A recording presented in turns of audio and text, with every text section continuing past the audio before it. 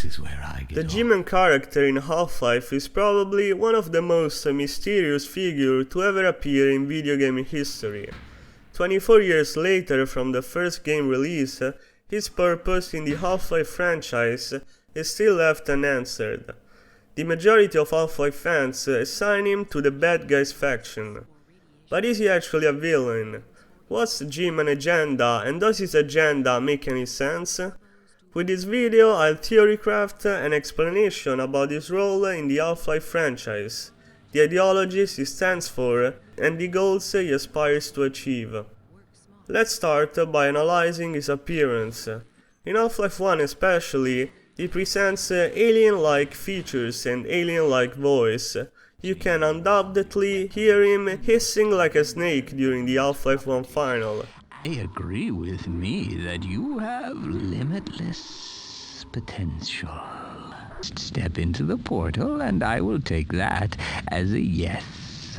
Thanks to you. Heck, even his slender silhouette looks snakish and slimy. His mechanical behavior too, consisting in him fixing maniacally his tie or sweeping dust off his suit, leaves some questions to be answered, since worrying about his own outfit while the whole facility is being invaded by fierce aliens and bloodthirsty HSU soldier is something only a narcissist or an Instagram influencer would do. GMan also likes to stare, and he stares a lot, especially at Gordon Freeman and Corporal Shepard, almost following with his eyes every small movement the player makes, in a way that's just as creepy as the Mona Lisa watchful eyes. By these traits, we can say he likes to keep things under control, and this reflects on how well he pretty much keeps both Adrian and Gordon under his leash as if they were their loyal puppies. In Half-Life 2, Gordon is waken up only because GMan wakes him up. Remember the iconic line, "Rise and shine, Mr. Freeman"? Rise and shine, Mr. Freeman. Rise and shine. However, from the way the GMan dresses, with a standard tailored suit and a briefcase always in his hands, he easily blends with common human society, perhaps to mask his alien-type origins and the powers derived from that, with a typically human formal disguise, such as a suit. But his attire also signals that he is some type of businessman, hence a person that negotiates and persuades others into accepting his offers or not. We already know what type of offers he makes to Gordon at the end of the game, not a very fair one, really. If you're interested, just step into the portal and I will take that as a yes. Otherwise, well, I can offer you a battle you have no chance of winning.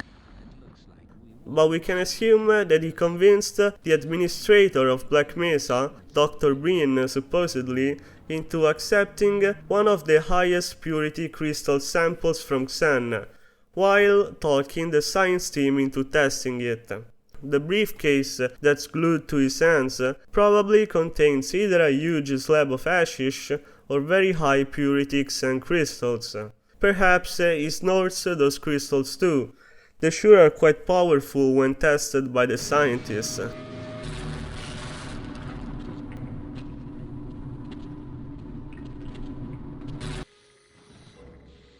Another off-putting aspect about the GMan is that even after the resonance cascade occurs, he still manages to follow Freeman throughout his entire journey to the surface in a very calm and relaxed way, just by slowly walking around with enviable perfect posture.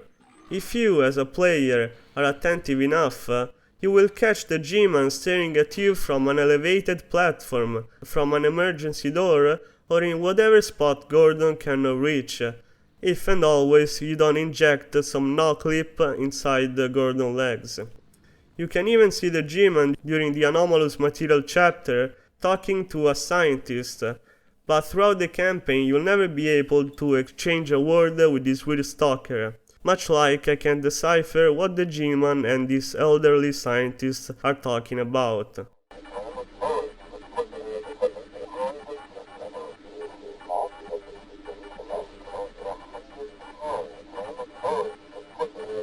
how he can safely traverse the incidental Black Mesa facility infested by aliens and taken by storm by the military in a standard tailored suit instead of a Kevlar still baffles me.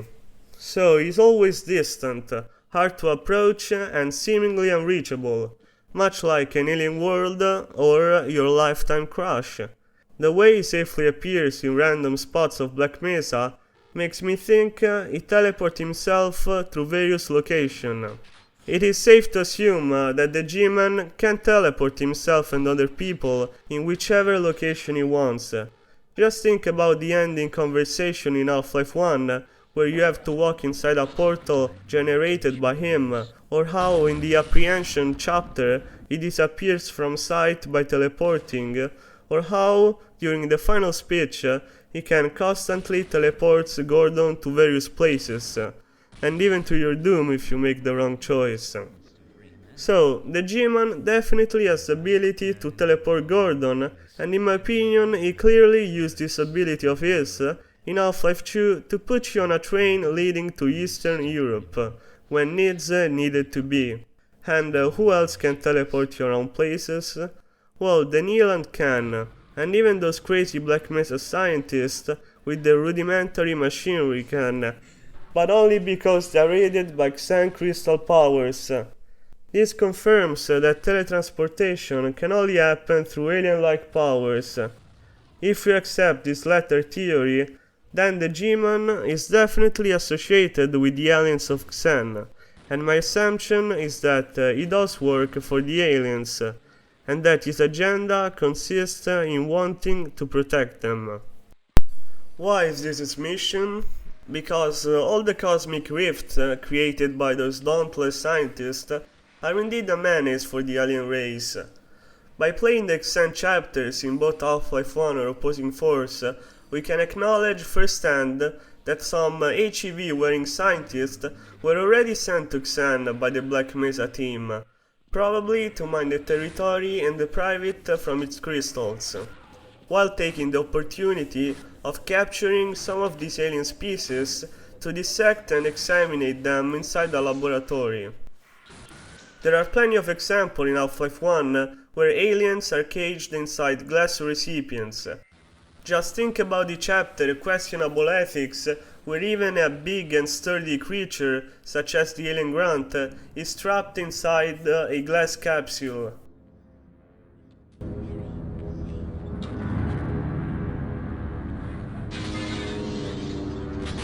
In the same chapter, we can hear a couple of scientists messing around with the Tau cannon, an experimental scientific weapon, and we all know that they fail miserably in doing so. Some kind of weapon? Put that down. It's a prototype. Man, why aren't we using it? It's much too unpredictable. Don't let it overcharge. What do you mean, overcharge?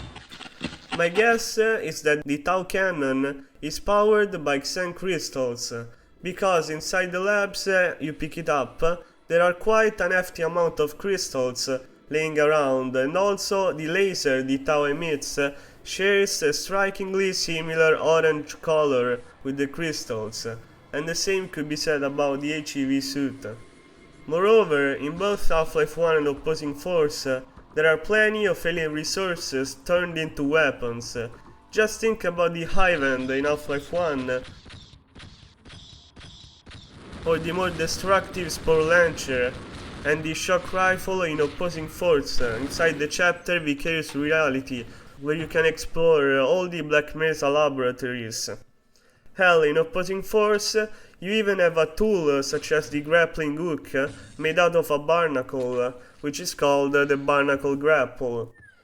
It could have been implemented better, but well, more is always better than less, right, Half-Life 2? Speaking about Half-Life 2, the game is an example of why the GMan went great lengths to stop the humans.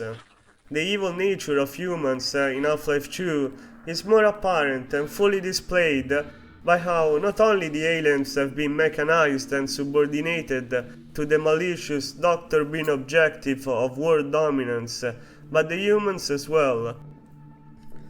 The fact that humans willingly enslave not just unknown aliens, but even subjects from their own race, with the purpose of submitting those who still haven't succumbed to the Combine Empire, but who still live and are forced to live a crappy life, make the player reflect on how, after all, the G-Man is right in wanting to stop the humans, and he has all the right to do so, not only for the alien race good, but even for the good of all human beings.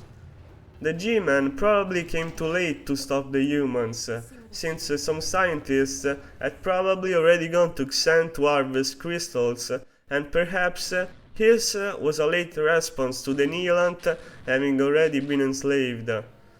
I haven't played Alex, so I don't know if there's some plot twist there.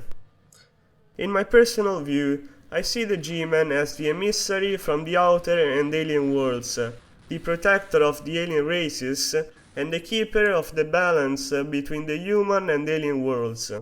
He is fully aware of the threat that his zealous human race represents for Xen, and so he went as far as teleporting between galaxies to personally convince the Black Mesa administrator and science team to test these new powerful crystals, with the sole purpose of causing the resonance cascade and putting an halt to all these crazy experiments taking place in the Black Mesa research facility.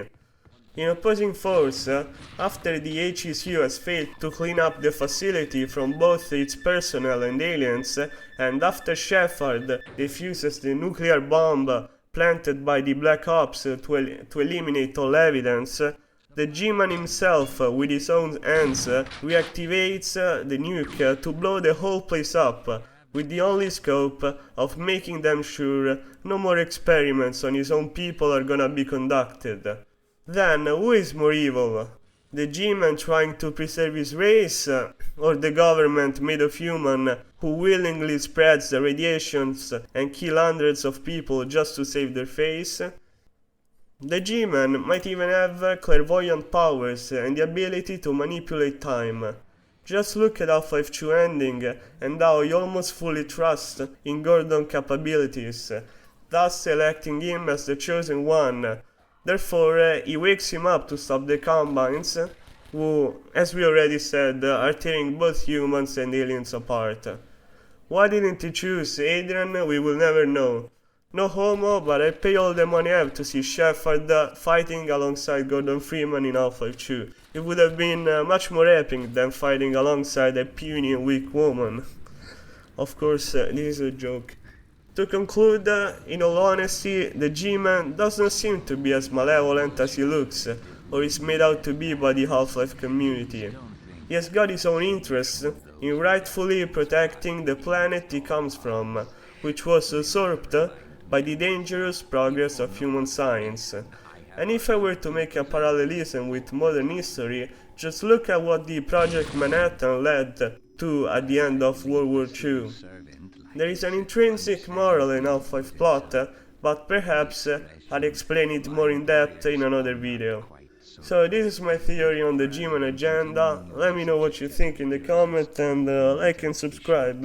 All we have decided to convey you somewhere you can do no possible harm, and where no harm can come to you. I'm sure you can imagine there are worse alternatives.